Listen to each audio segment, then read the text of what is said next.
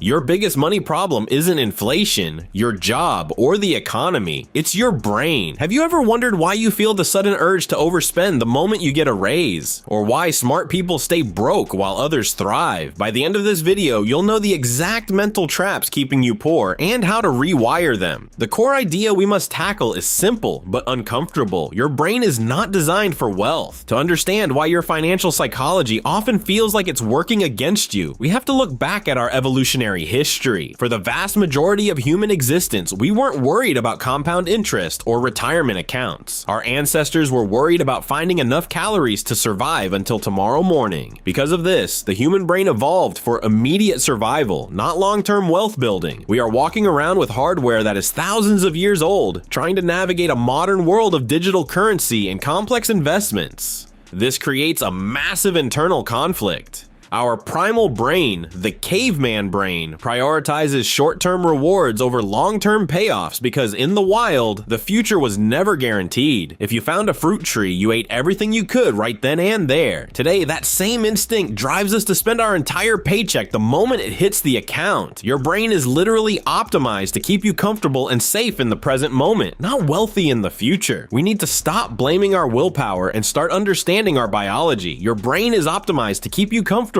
not wealthy. This is why we fall into specific mental bugs that drain our bank accounts without us even realizing it. Brain trap number 1 is instant gratification bias. This is the phenomenon where your brain values the now significantly more than the later. When you see a new gadget or a pair of shoes, your brain's reward center lights up with dopamine. It doesn't see a withdrawal from your savings, it sees a survival win. This is why we often choose small, fleeting pleasures over the long-term goal of financial freedom. We tell ourselves we'll start saving next month, but when next month arrives, the brain demands a new reward. This bias is the reason wealth building is so difficult for the average person. Wealth requires delayed gratification, which is essentially an act of war against your primitive instincts. Every time you choose to invest money instead of spending it, you are telling your caveman brain to starve today so you can feast in 10 years. The brain hates that. It interprets a lack of immediate spending as a threat to your current comfort. This keeps people in a cycle of earning to spend, where their lifestyle rises exactly in tandem with their income. But as dangerous as this bias is, it is actually the least dangerous money bias on this list. There is something much deeper and more restrictive holding you back from the life you want to live.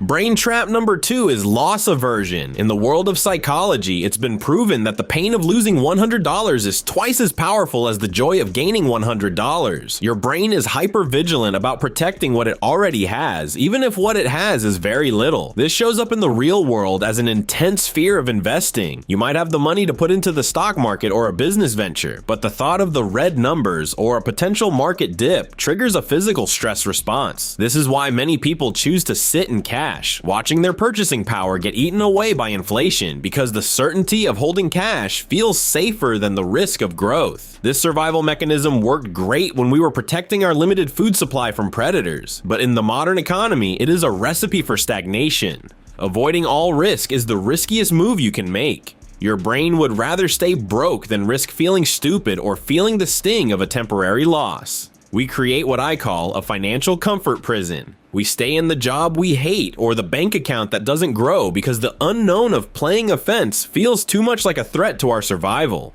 Your brain is trying to protect you, but in doing so, it is keeping you trapped in a cycle of poverty. Brain trap number 3 is the identity lock. This is the emotional core of why most people never change their financial situation. Humans have a deep-seated need to act in alignment with their internal identity. If you grew up in an environment where money was always tight, you might have developed a money mindset that views wealth as something meant for other people, not for you. You might catch yourself saying things like, "I'm just bad with money," or "people like us don't get rich." These aren't just phrases, they are neurological anchors. When you start to make more money or find success, your brain feels a sense of cognitive dissonance. It feels like you are becoming a stranger to your old self. To resolve this discomfort, your brain will often subconsciously sabotage your success to bring you back down to the level of your self-image. This is why lottery winners often lose everything within a few years. Their bank account changed, but their identity stayed broke. You don't rise to your goals, you fall to your self-image. Until you change the story you tell yourself about who you are and what you deserve, your brain will continue to snap your behavior back to your original baseline. Brain trap number 4 is social comparison poison. Our brains evolved in small tribes where status was everything. If you were at the bottom of the tribe's social hierarchy, you got the worst food and the least protection.